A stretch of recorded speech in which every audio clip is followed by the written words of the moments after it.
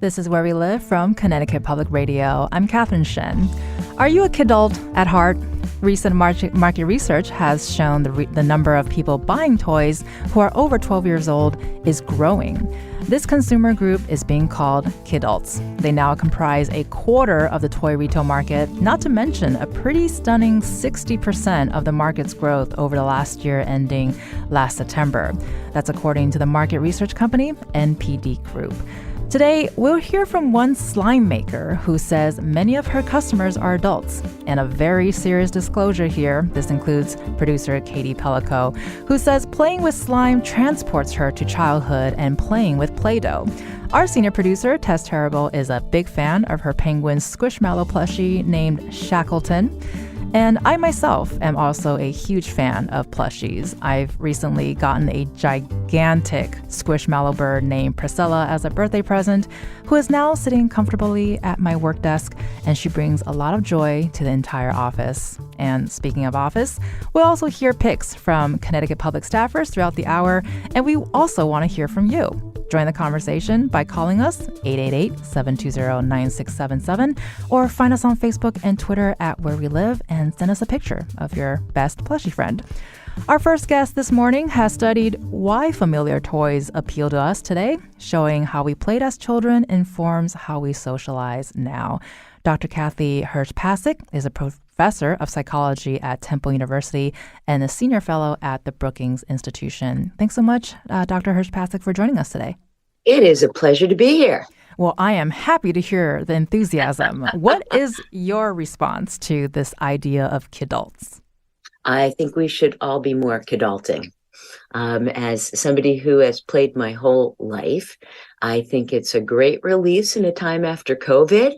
And I think it helps us see the world through the lens of creativity and awe. And I think it's time to get back to that. And I think from a lot of the things that we've been reading and what we've been talking about, the pandemic certainly played a pretty big role when it comes to kidulting.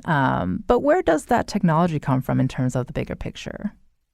Well, I think the bigger picture here is that we had a terrible couple years, and mental health issues went skyrocketing, and we all felt the pressure, especially if we lived in a home with kids and the kids were home and everything was shut down.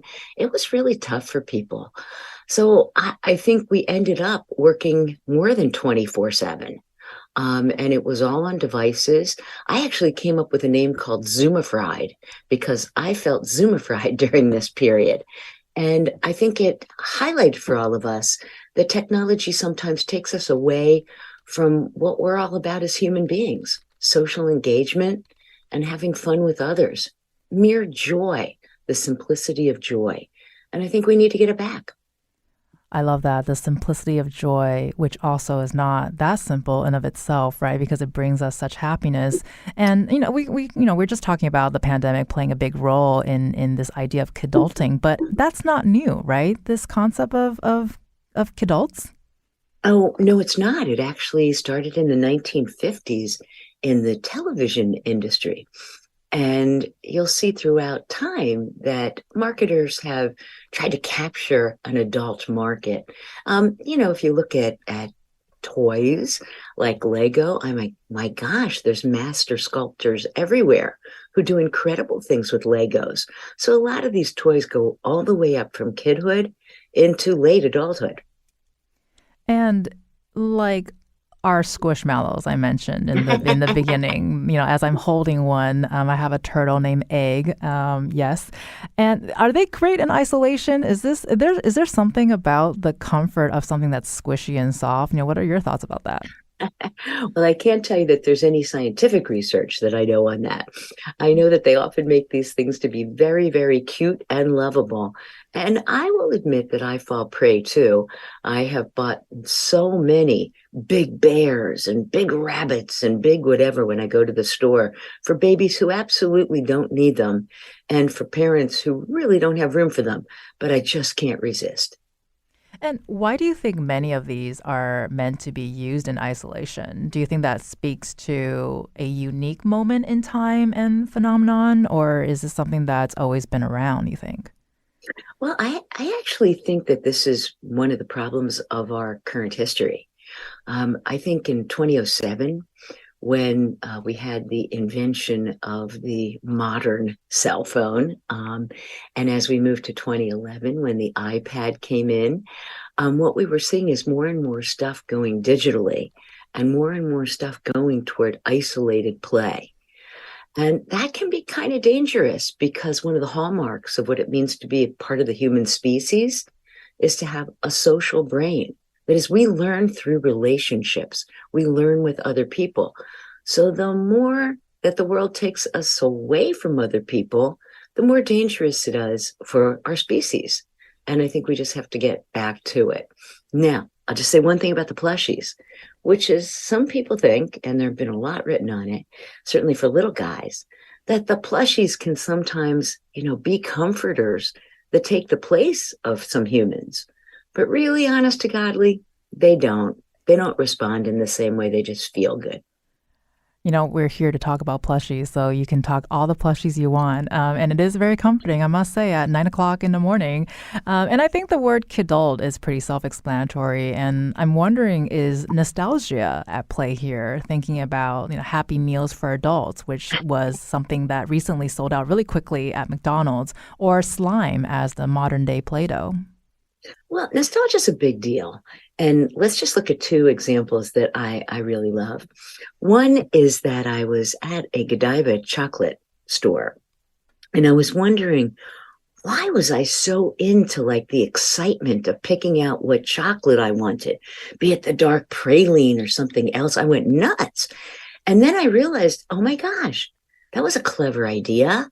It turns out they made the counter taller. Okay.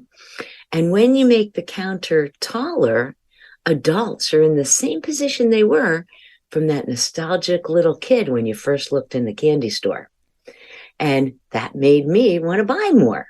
Or another one, when I've been at Disney and I smell the Toll House cookies everywhere I go. Gosh, it brings back my childhood. And when it does, I feel a kind of release that's really quite wonderful. I just want to make sure everyone knows that you heard it here first, that Kathy went nuts for pralines at a Godiva store. You're you're also the author of Making Schools Work, Bringing the Science of Learning to Joyful Classroom Practice. Yeah. What's your sense of that loss of playtime as kids is related to this desire for playtime as kidults? Well, I think in general, what we don't recognize, especially let's take adults watching kids. We know that they have awe over everything, right? Little kids will stop on the street and find awe in a slug under a rock. Can't tell you I'm there. Or we're rushing our kids to get in the car for school. But of course, they meander a bit because they see something a little bit more interesting. So what I'd like to suggest is that we open our eyes to the awe that our children see and that we have, in a sense, lost. It's almost been beaten out of us. But really, when kids are playing, it's kind of like a liberal arts education for them. They're learning how to communicate with others. They're learning how they can get Johnny off the swing so that they can use it. They're learning about mathematics as they put those blocks together to build a taller tower, and physics to see if the tower will stay up. And we don't look at the world that way anymore.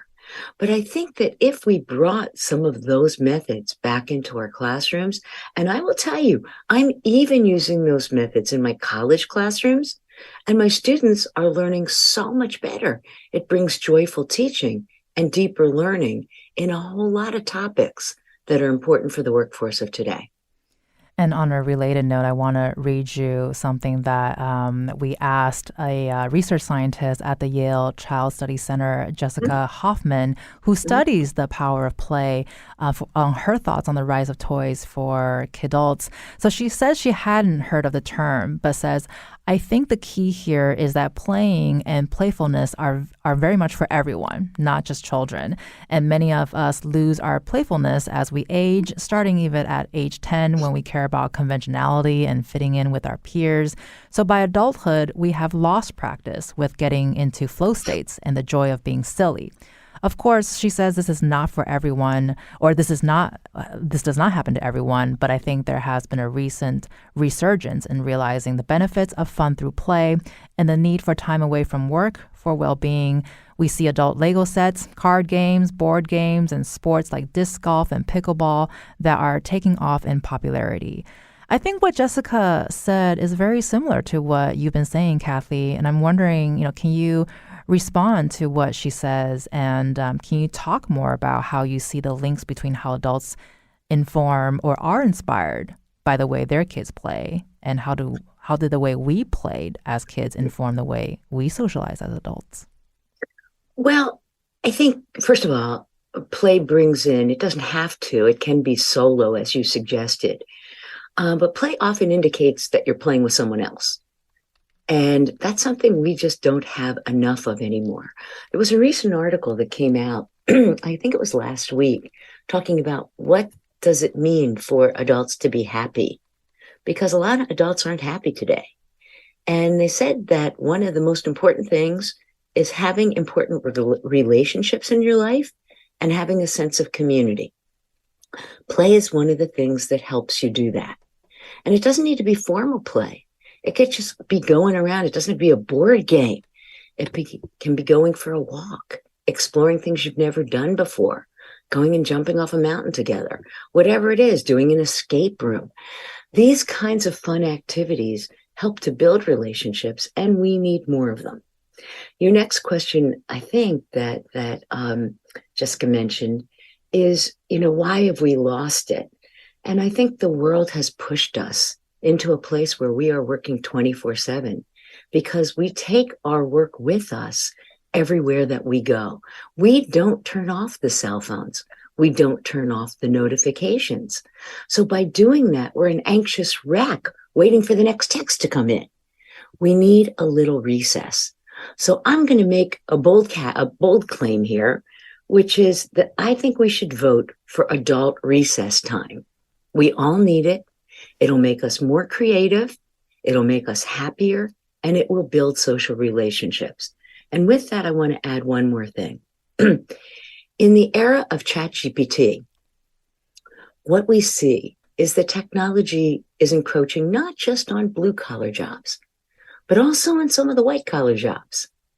And I think what's going to be privileged in the future is what I'll call for the moment an age of creativity, an age where we can link things together that have not been linked together before.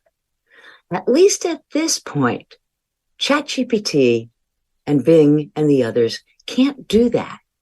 But humans can if they reclaim their sense of awe. And I think that's where we need to go. So you're saying we need to have adult recess, and I'm also saying we should have adult naps. So I feel like this is going to work out really well for both of us. Yeah, it's looking good. It's looking good. Love it. And so I also want to share Connecticut Public's education reporter, Leslie Cosme-Torres, says she revisited her love for Lego at the start of the pandemic. And she says, she sits on her floor at her apartment building Legos like a child, and it brought her so much joy. Can you talk to us about where these more, mindfulness activities like puzzles or Lego fit in versus free play or recess activities? Well, I think we've already really mentioned it. It's giving yourself a break. Just give yourself a break. Look, that break can come from mindfulness. Some say it can come from prayer. There's a lot of different ways for us to give ourselves a break, but we don't do it. And play is one of those areas that gives humans a break. It's taking us away from the busyness and the clutter of our everyday lives and allowing us to expand our imagination, our creativity, and our social engagement. It's really, really powerful. And it's all packed into that little 4-letter word. I know it's only 9:20, but take a break, guys. Take a break, people. It's that's what Kathy's saying. Yeah, take a break. And I think a lot of us are finding different ways to find that joy. Like you're mentioning, we have a project manager here, Meg Fitzgerald, who says coloring brings her a lot of joy. She loves those Zen coloring books and has too many. Are coloring books also in this category as well?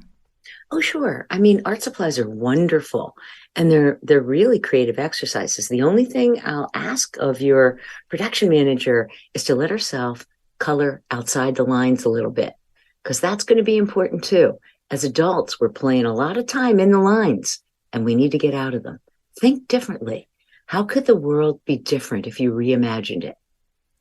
And we also gave our company a survey and got a lot of reactions from people who love board games, and people are buying them or keeping them from childhood or starting new games. How do you categorize board games in this conversation? Are these more strategy based versus the free play we're talking about, or is it a little mindlessness? What are your thoughts? Well, I think board games go into a number of different categories, right? I mean, board games can be strategy if you're playing something like Risk. Board games like Monopoly are definitely strategy. And the most important thing about the board game is not that you're learning how to mount a war, to take over Europe, but instead that you're getting together with other people to do it. And that's what makes board games so great. I don't know anybody who sits around and plays Monopoly against themselves. That's a challenge in of itself. Perhaps someone wants to take on that and let us know There how you that go. goes for you. We talked about stuffed animals, and squishmallows seem to be very pure and just comfy and happy because it's about hugging them or holding them. What are your thoughts in terms of how that brings comfort? What gives comfort? I'm sorry. What are your thoughts about how that plays into what we're talking about right now? Mindlessness. Yeah. It's as I said before, these kind of plush toys, they just feel good and they're nostalgic. And I like to snuggle with them. So I think it's a fine thing to have these moments where you just feel safe and comfortable. As I look at the world around us, one of the things we have lost is a lot of the sense of safety, whether it's through the gun violence that is projected on the news really every single day, or whether it's the news about climate change, which is inevitable and we're seeing the fires, we're seeing the rainstorms, we're seeing tornadoes in places that they shouldn't exist. And we are hearing about a war every day in Ukraine and where Russia can just invade. So as we hear this news, it pelts us with the world is unsafe, the world is unsafe, the world is unsafe. Again, we need a recess from it. And I suggest adults all schedule in recess. Now I'm going to make a public admission here. Probably shouldn't, but I will. The other day in Philadelphia, in February, it was 72 degrees out. Unbelievable. So I decided that it was time for me to put in my calendar meeting, and it went for 2 hours, and I bolted out and went to play tennis. That's what we need to do. I love the bolting, but that really describes your eagerness to go and play tennis. That's the energy I think we need here. And even if not energy, so just say meeting and go have a chocolate sundae. And don't forget to put the sprinkles on the top. Who doesn't like sprinkles, right? We got to do that. I can't even imagine it. And I want to share on that note, Tracy on Facebook shared with us that I asked for a squishmallow for Christmas and didn't get one. Finger crossed for my birthday coming up. I still have 3 stuffed animals from my childhood. Ralph, a big bulldog from when I was 5. Henry, a dog I got when I was 7, and K-Bear, a koala bear I got when I was about 9 or 10. I still sleep with the latter 2, no shame. And so we also looked into, sleep psychologist Dr. Jade Wu looked into the magic of sleeping with a stuffed animal after discovering that it helped her during her pregnancy. What are your thoughts on this about like sleep methods traditionally thought of for babies, or they're now being suggested for adults? Well, I mean, truthfully, I'm not going to be judgmental. I would like to meet Ralph. So I think whatever works for you to make you feel safe, to make you feel comfortable, to make you feel happy, and to give yourself a break is a good thing. You've been listening to our Dr. Kathy Hirsh-Pasek, who will be staying with us after the break. We'll hear more about her work installing public play spaces around the world and in Connecticut through the Brookings Institution. We want to hear from you this hour. What toys for kids still spark joy for you? Give us a call at 888-720-9677 or send us a picture on Facebook and Twitter at Where We Live.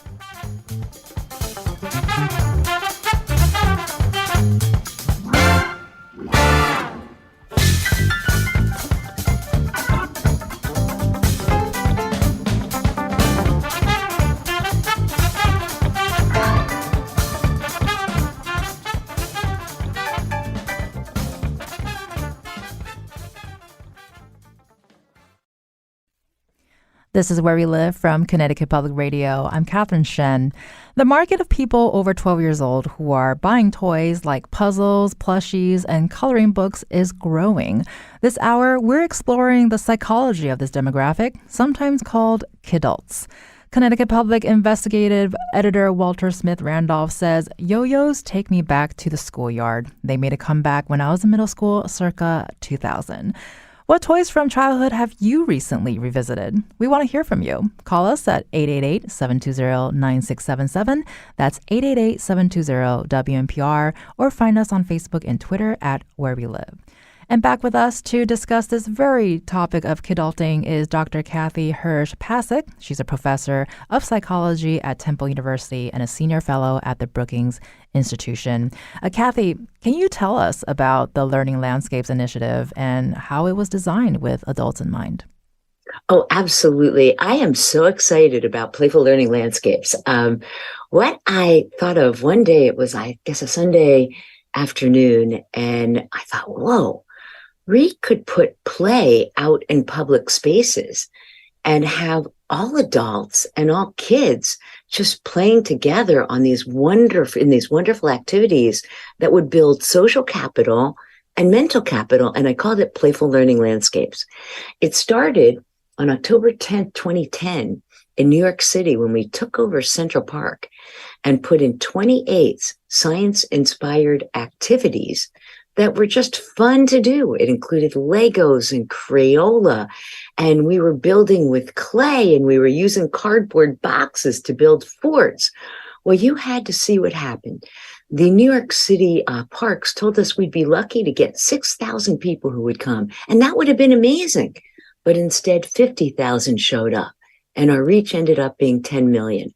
And from there, we moved on to say, well, why can't we change what supermarkets look like? Why can't we change public libraries? What about bus stops in cities?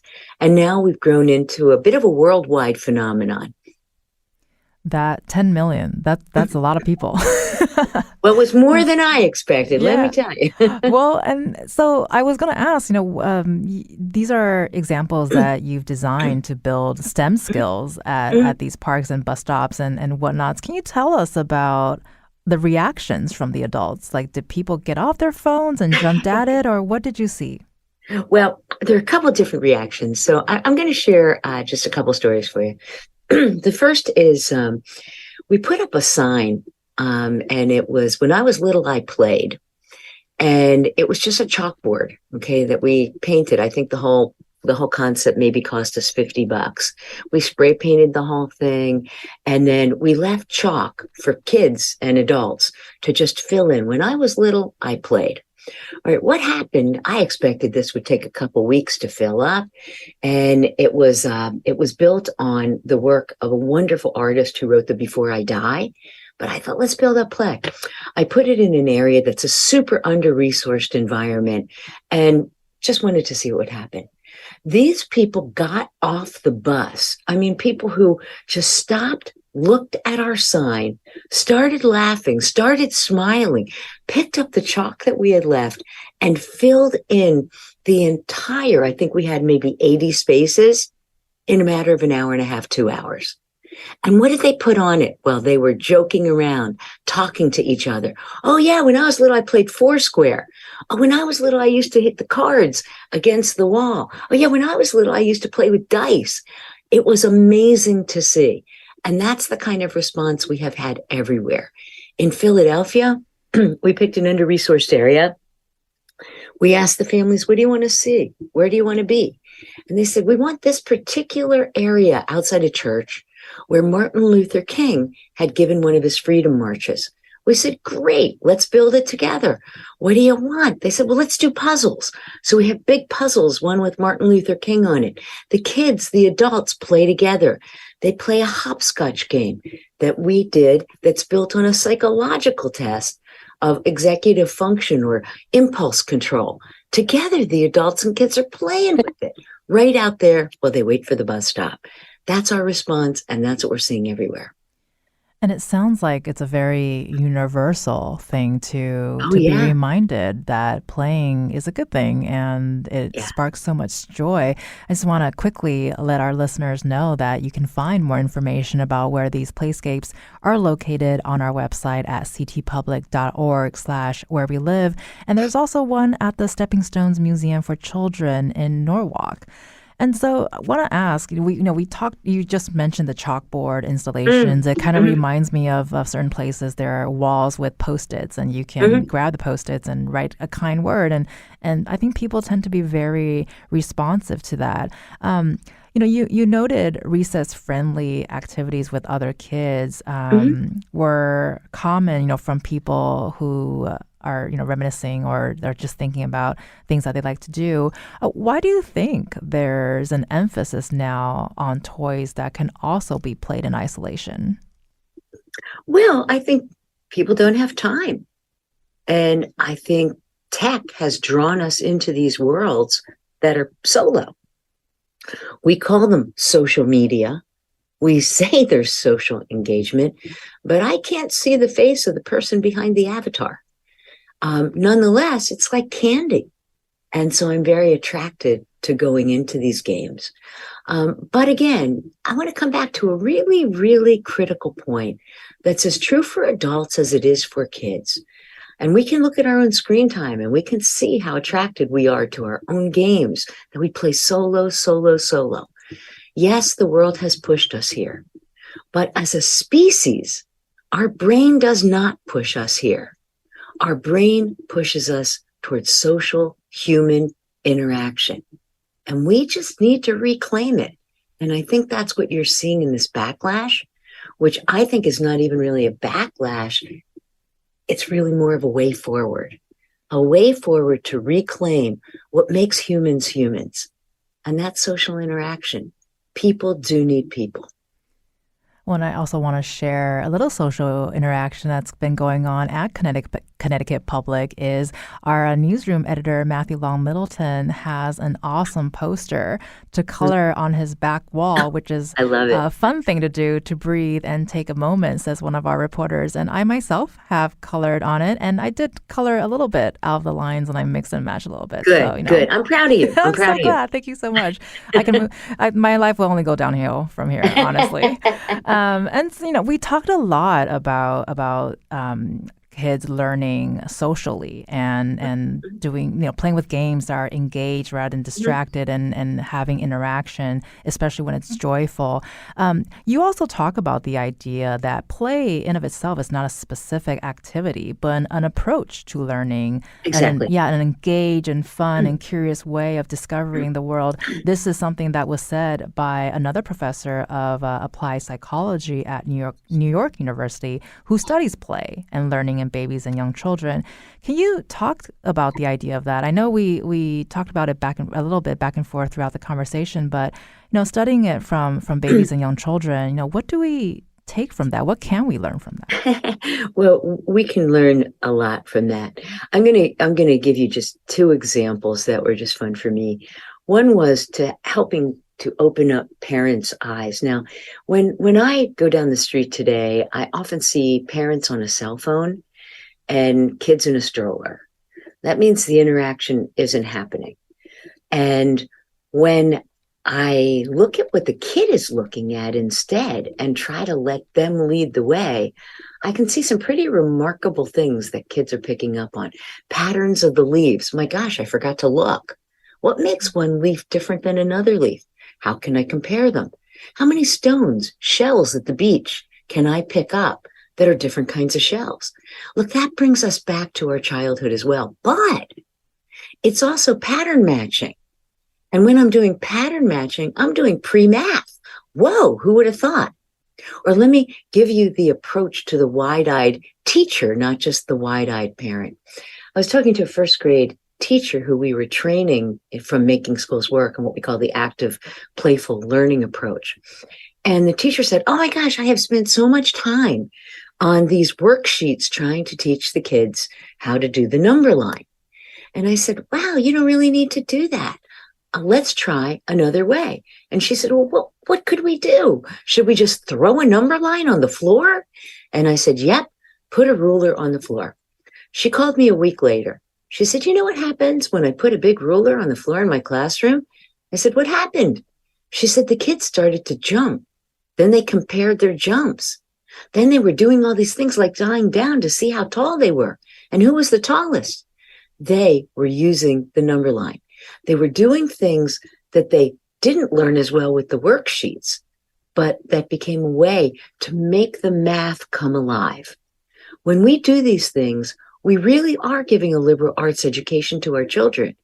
And it's the way in which we have to see the world to open it up to biology, to psychology, to anthropology, to sociology. All these things exist right in our backyard. Well, I love the idea of making math come alive, and this kind of reminds me that you talking about this, the way of children learning and in the classroom or outside of the classroom. Is there a time where adults should get out of the way to direct instruction? Because it sounds like you said, you put the ruler on the floor and the kids kind of just went at it. What are your thoughts about giving direction? Is that necessary all the time? Well, I have different categories of play. One is what I call free play.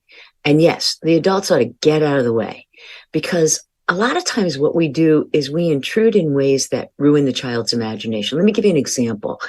A child is drawing something and you walk in and you're so excited and you say, oh my gosh, you're drawing a circus. And the kid looks at you, because it's not meant to be a circus at all. It's meant to be a landscape design. And he's trying to invent a park within the landscape design. And now you came in and called it a circus. Well, what's the kid going to do? Stop drawing the landscape design and stop planning what should go into the playground. Got it? So we become helicopter parents and we take the imagination and joy away from the kids. There are other times when we've invented the term guided play. And in the guided play example, you become kind of a coach rather than a director. You sit back and let your kids explore that number line. But then, you can look and say, wow, who jumped farther? Now notice that I really just asked an open question. The kids are still in charge. They have agency. And that's a really important part. But at the same time, by asking that one little question, you're turning it into a math game. Do you see what you've done? Guide at the side, and we call it guided play. And what you don't want to do is be direct instruction-y with your kids all the time. And gosh, we spend too much time in that mode. Now, I'm going to do a switch on you just to get to kidults again. Don't you feel like we're always told what to do? And don't we need that recess so we regain our own agency and our own imagination? So that's why I believe in play. Well, honestly, as you were talking about that, I was just thinking, man, elementary Catherine could have used a little guide to play in math, because today she might be able to, I don't know, calculate things a little bit better. And I love the transition, because I also want to turn it back to kidulting a little bit. We've been talking about a lot of how children learn and how we bring it into adulthood. And we mentioned the installation at the Stepping Stones Museum for Children in Norwalk earlier. Can you talk about how do families or parents or adults interact with those installations? Because I think it's called the Ultimate Block Party. Yes, it was. It was. We did a small Ultimate Block Party. Oh, it was like a few years ago, and I'm thrilled to hear that it's still happening in Norwalk. So one of the things we do is we have kind of a three-part equation for everything that we invent as part of playful learning landscapes. And then I promise I'll get to your question. We start with the cultural values and beliefs. What are parents and communities bringing to the table? And what do they want to see? And then you add to that how children learn. And children don't learn when they're passive, when you're trying to just, shove information into empty heads, because they don't have empty heads. They learn when they're active, when they're engaged, when it's meaningful, and when it's socially interactive and joyful. And then we add a third part of the equation is what we want kids to get out of it. Well, we want them to be good collaborators who can work in teams, communicators, to know their content, critical thinking, to be creative, and to have the confidence to try. So that's what we built in the Norwalk Ultimate Block Party, as in all of our exhibits. And then we watch as it's an intergenerational games, because parents actually get off the chair. They don't become observers anymore, and they start to play with the children. We're noticing that for the first time, when we put these exhibits in, the cell phones go down. And when the cell phones are down, the parents are seeing what the kids are seeing, and they become the guides in play with their children. So it's really quite exciting to watch these interactions. We've seen it at bus stops. We've seen it on playgrounds. We've seen it in libraries. In each of these cases, we're bringing the parents into their childhood mode, playing with their own children. And it's a wake up for all of us. So I've got a list of things I got to do. ASAP is to put down my phone, cuddle my plushie, play with some puzzles, and get some chalk and draw on the wall. And you know what? Just fling all the rules out the window because it's Friday. That's it. That's go enjoy the weekend, right? Exactly. Well, Dr. Kathy Hirsh-Pasek is a professor of psychology at Temple University. Thank you so much for sharing your joy with us on the show today, and tell us that it's okay to sleep with your stuffed teddy. It's cool. It's cool. Coming up next, one California-based slime maker says playing with slime can help you heal the inner child for some. What's your favorite childhood toy that you've come back to recently? You can also join the conversation, 888-720-9677, or find us on Facebook and Twitter at Where We Live.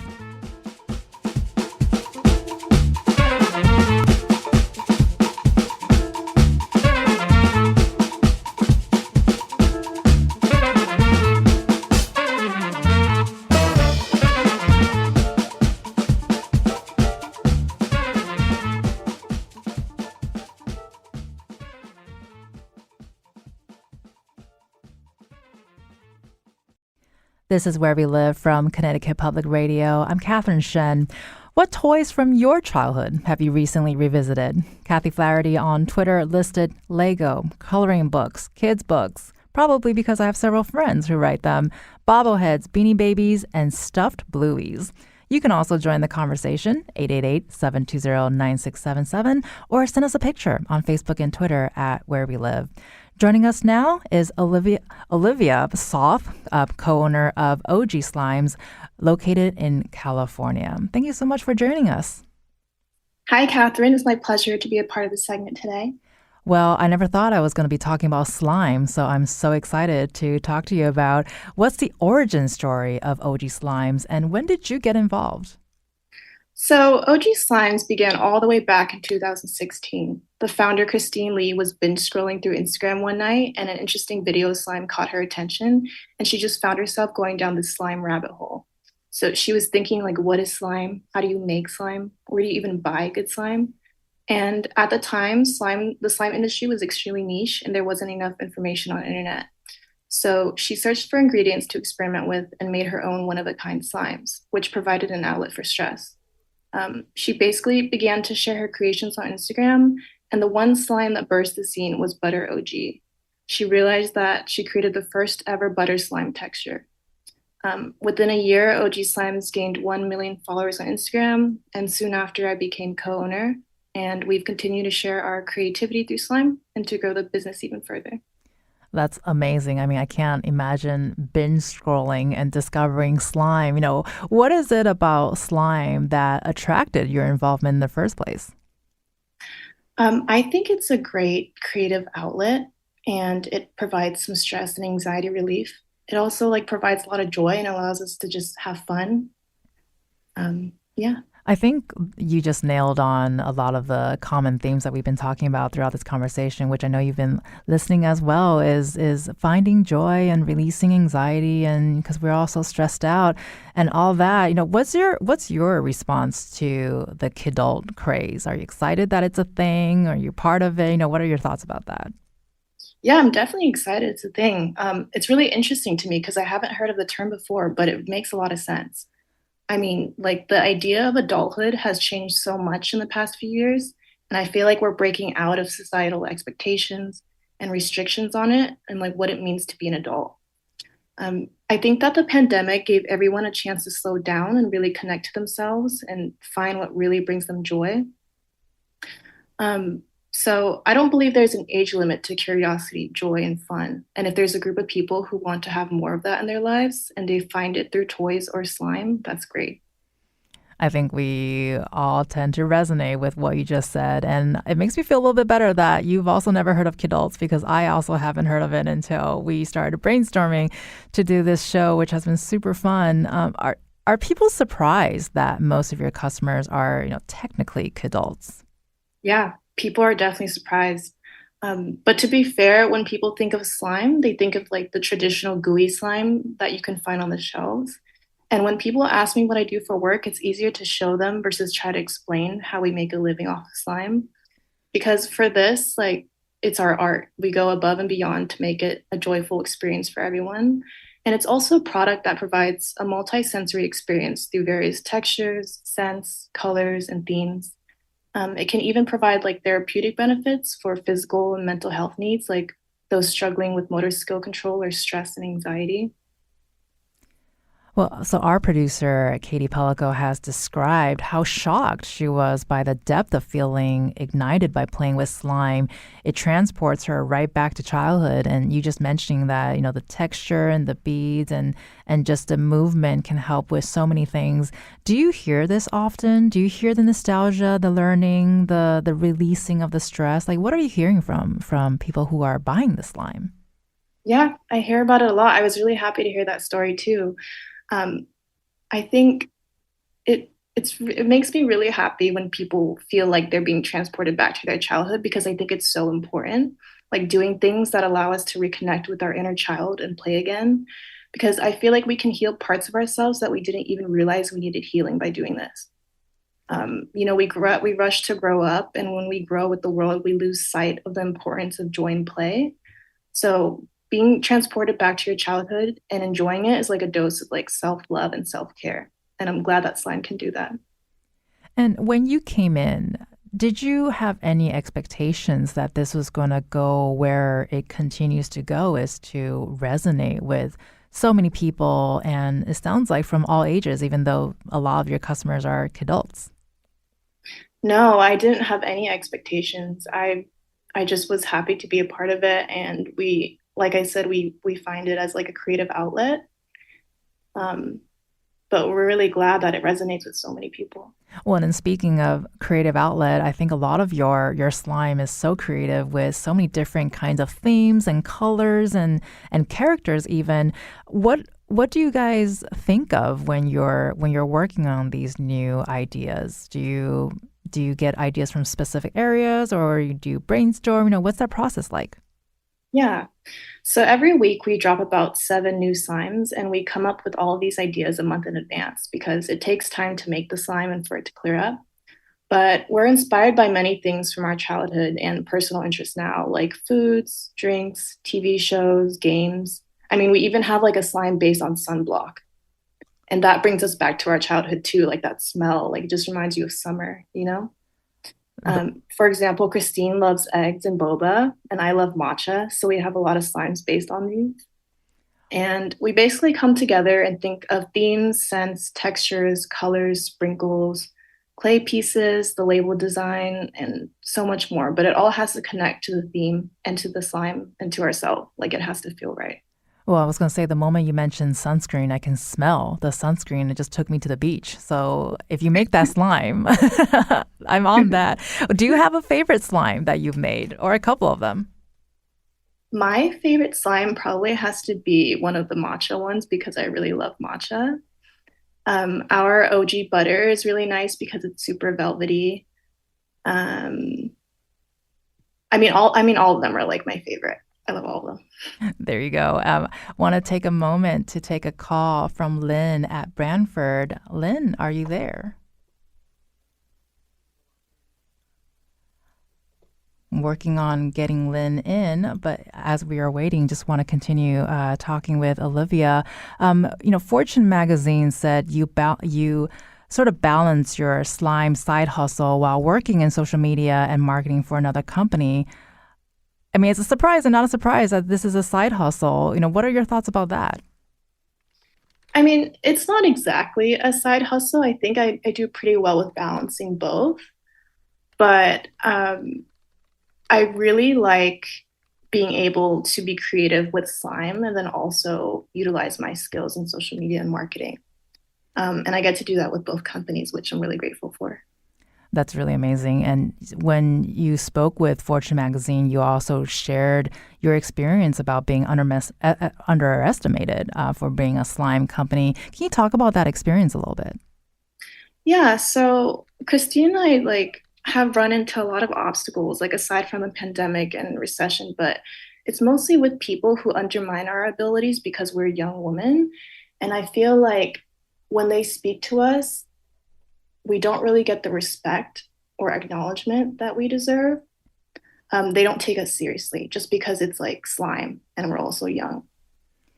So I just want to take a quick moment to share a comment from Lynn from Brantford, who said, longtime friends get together for dinner and we play apples to apples and laugh like children. Kathy, I would love for you to respond to Lynn's experience with her friends and playing apples to apples. Brava, brava. Lynn, I'm so happy you are doing that. It's giving you a chance to get together with your friends, keep that community alive. I think everyone should follow your lead.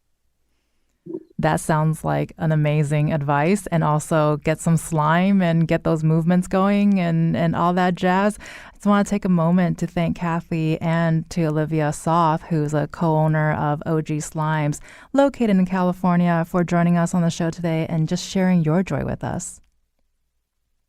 It has been a pleasure. Thanks so much for having us. My pleasure. Thank you, Catherine. Appreciate both of your time. I'm Catherine Shen. Today's show is produced by Katie Pellico. Our technical producer is Kat Pastor. Download Where We Live anytime on your favorite podcast app. Thank you so much for listening.